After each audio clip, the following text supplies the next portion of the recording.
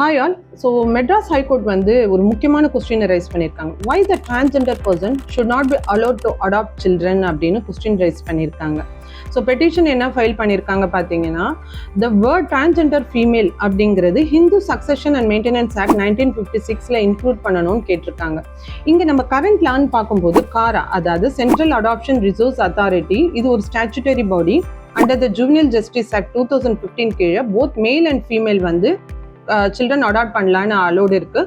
But transgender பர்சன்கிறது இந்த legal ஃப்ரேம்வொர்க்ல எக்ஸ்க்ளூடடா இருக்கு. இது கோர்ட்டோட அப்சர்வேஷன் என்னன்னு பாத்தீங்கன்னா, இது டிரான்ஸ்ஜெண்டர் ரைட்ஸ் ஆக்ட் 2019 அப்ஜெக்டிவ்க்கு கான்ட்ரடிக்டா இருக்குன்னு சொல்லியிருக்காங்க.